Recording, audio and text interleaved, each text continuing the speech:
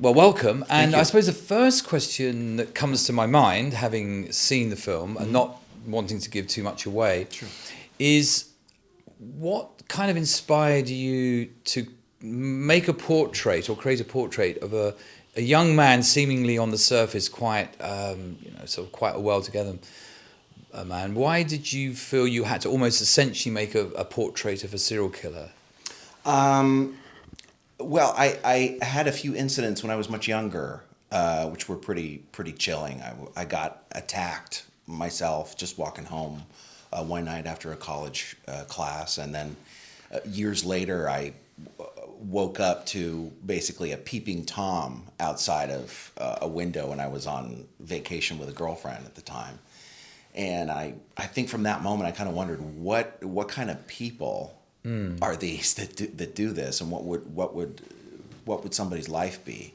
Well, he sort of graduates from ransacking or peeping, and he gradually increases his pathology gets more and more kind of, I don't know, out of control, and he becomes a killer. So from the seeds of what you experienced, was there anyone in true crime anthologies?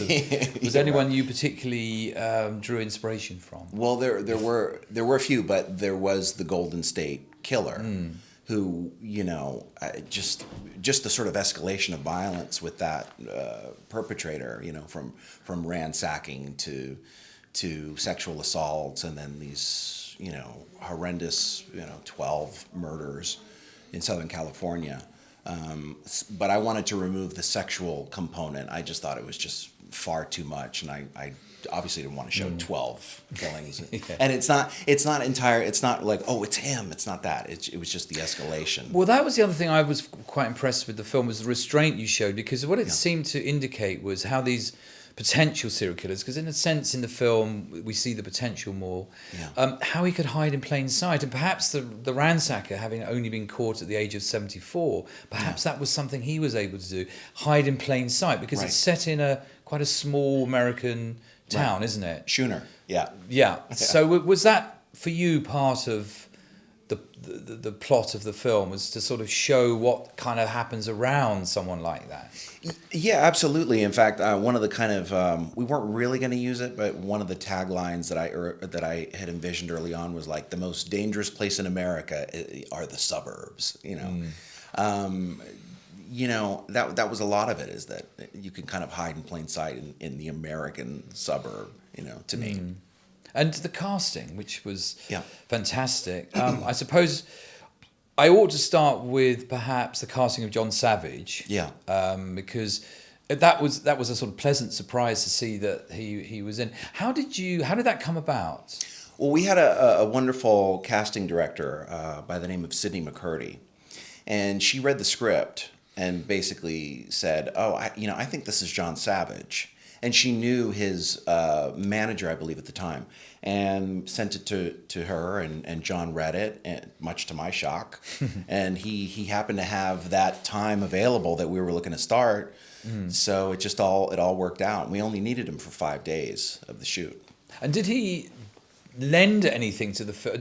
Was he just coming along doing what you wanted to do, or did he kind of give you anything extra, or was there something about John Savage, the actor or the man, that sort of, because it seems quite a weighted, even though it's a small role, it's very powerful. Well, that's just John. John makes that impression. That's why John Savage is John Savage. He shows up and you instantly your eyes go to him. So just John being John. But also we mustn't take the limelight away from the lead Aaron character. Perillo? Arrow. I mean, that must have been much more difficult to cast, surely. Finding someone who, because whenever someone thinks of how would you characterize a serial killer? What do they look like? Right. There is a sort of he was, for me, the actor's quite good looking, but he also had a way of kind of blending. It was sort of a blandness. Right. So was he hard to cast? It wasn't particularly difficult. actually. I mean, you put out a casting call in Los Angeles for white males of like, 20 to between 20 and 30 or whatever it was, blonde and all this kind of stuff. You're going to find a lot of people. But, and we had, I think in the end, like 3 really good candidates. And then one gentleman was a wonderful actor, but so sensitive and so forth. He had almost like a James Dean quality. And I'm thinking, well, he's great. And I mean, man, it sucks to have to say no to this fella, but you couldn't picture this guy, with this James Dean quality being, this character. People would remember him probably too much. Or maybe, maybe. And then there was another guy that read for us that, I mean, he was chilling. He was so scary that it was like, I'm not sure if you're acting right now, buddy, But Aaron came in, and when he did, he looked a lot like one of the sketches that I had for one of the serial killer, that I thought, oh man, please just let him be able to act, and he did, and he was terrific. Yeah, and can you tell us a little bit about the plans for the film? What I mean, if there are any, and what situation is the film in at the moment, in terms of distribution, in terms of Well, we don't have a distributor yet. Mainly, there is interest overseas and so forth, and we do have a sales agent in the U.S. But we're just gonna see what happens.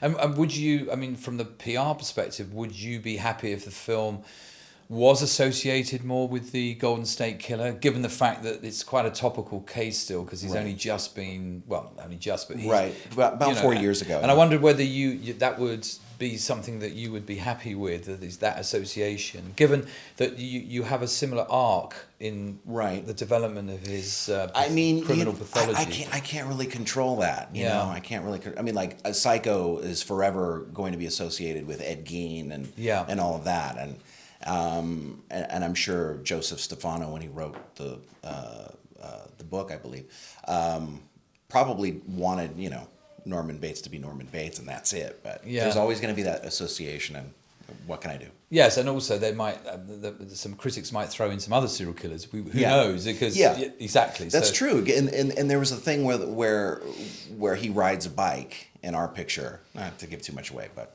he rides a bike, and that was something that I didn't know if the GSK Golden State Killer did that. So I just kind of came up with the folding bike thing. Well, that leads me to my last question. Is that what are you doing next? Because you sort of hinted at having written a script. So that's just something I wrote. Can you tell us a bit? It's tentatively called Little Miss Bitchface, which great title. Yeah. And it's not as, it sounds very misogynistic, but it's not.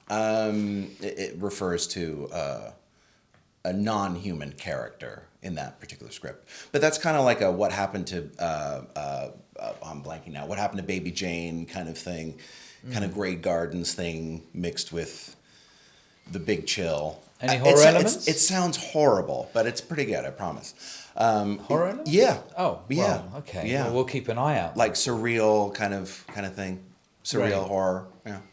Well, Christopher, thank you very much. Thank you. And good luck going forward. Thank you so much. Okay. Thank you.